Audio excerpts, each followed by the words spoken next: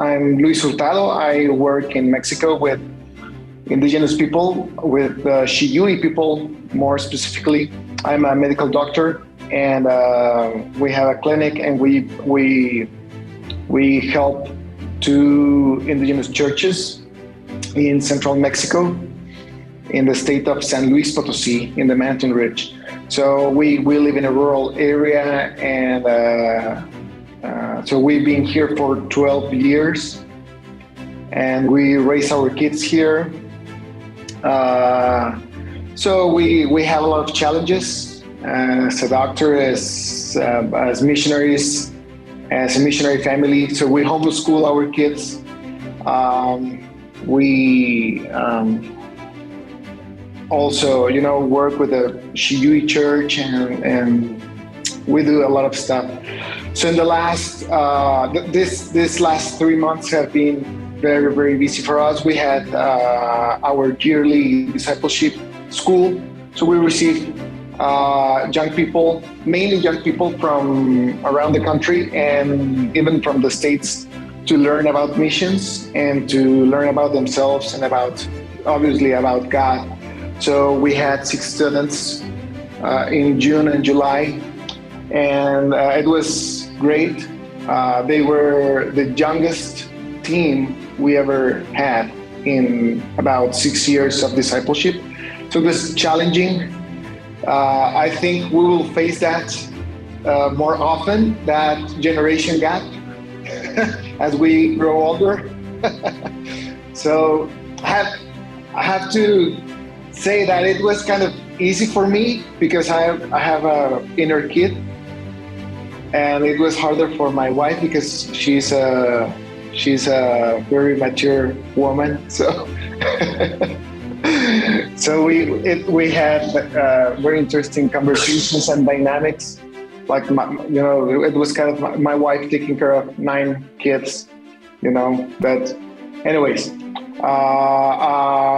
After that, we had a month full of trips. We went to Mexico City for a missions conference in our home church, and then we went to Hidalgo, to Aguatitla, to another part of the Sierra Madre in Mexico.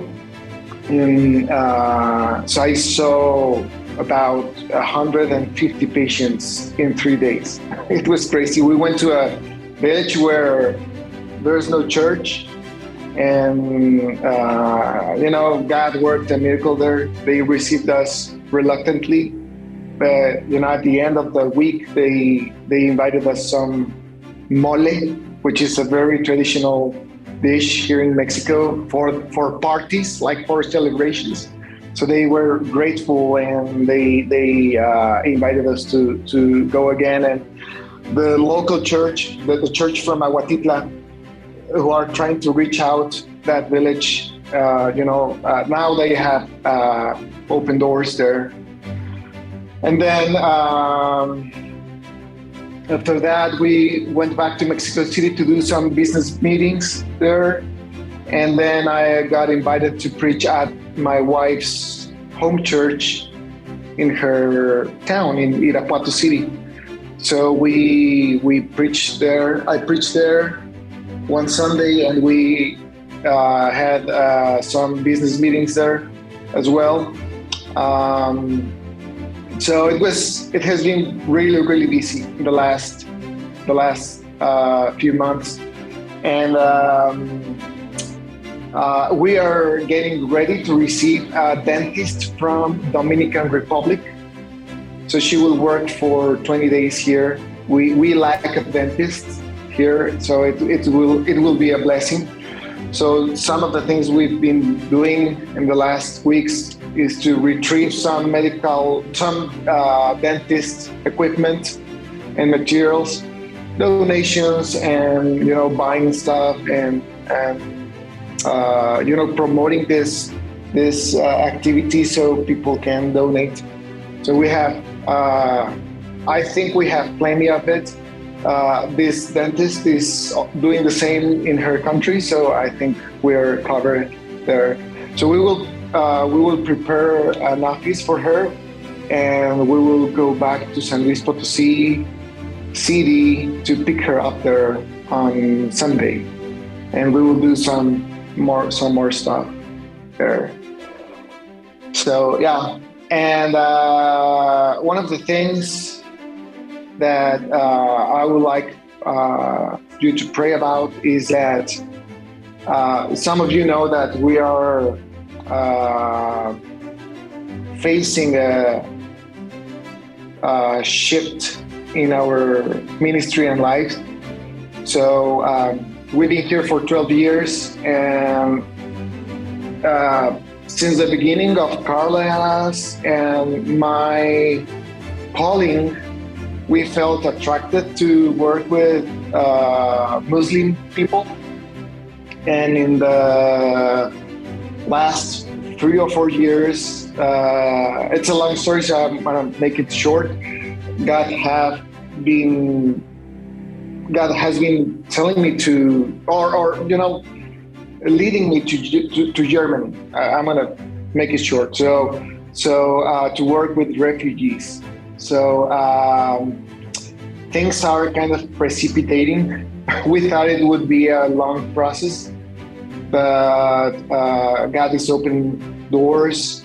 And now that you guys are talking about Black First Academy, and we heard of it from a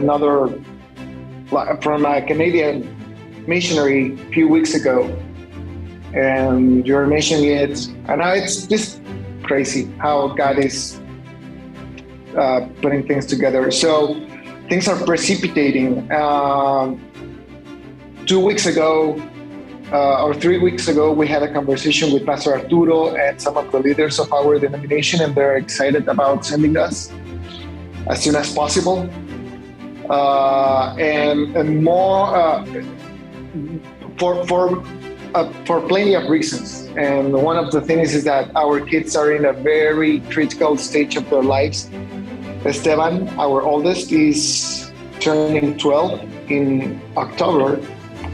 So he will go through a lot of changes. And I don't know. So we are Mexicans living in another culture, very different from the Mexican culture, even that we are within the country, and we're moving to another culture.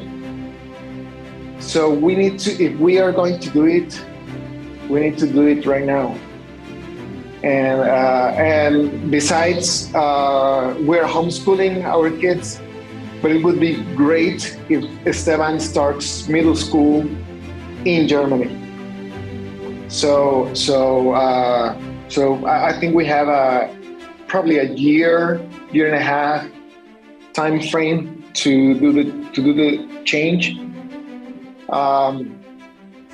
And it's been interesting how God is just speeding things up. Arturo is here now, and 3 weeks ago, I was sharing to him how Esteban was crying about leaving his home. And yesterday we had an interesting conversation with both of our kids. Rebecca, our youngest, is 9. And they are excited. Now they're like, all of a sudden they are now excited about going to Germany, and Esteban is practicing his English as if his life depends on that. And it's crazy. Just 3 weeks ago, Esteban was crying about leaving his home, and now he's kind of excited about going there. We shared this with our family. Finally, we kept it in secret for this time, and we had a meeting with our parents and with our brothers and sisters, and they are kind of worried, but they are supportive. So, yeah.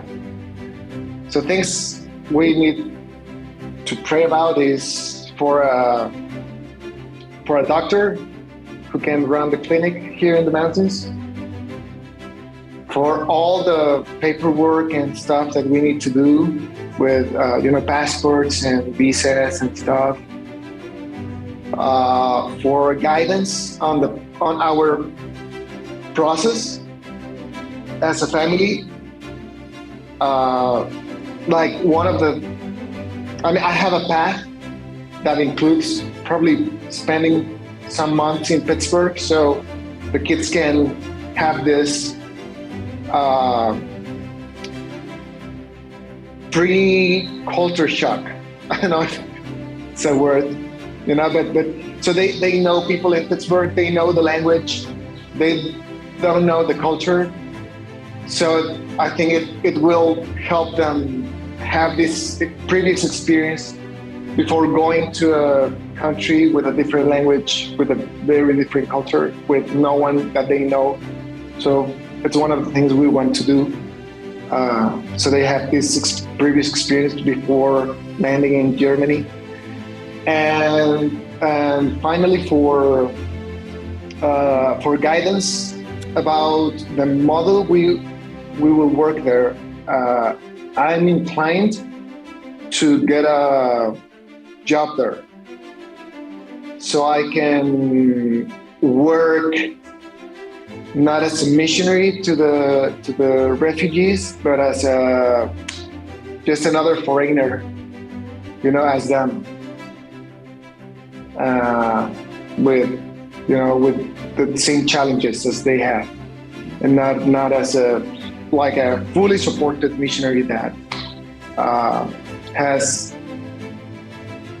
I don't know if I explain myself, but I want to be at in the same situation as them, and in the other hand, we are the tip of the spear, or we are the first ones to be sent in our denomination. So if we are fully supported by our denomination there, I think it will be a nice experiment, or a nice thing for others to follow us in overseas missions.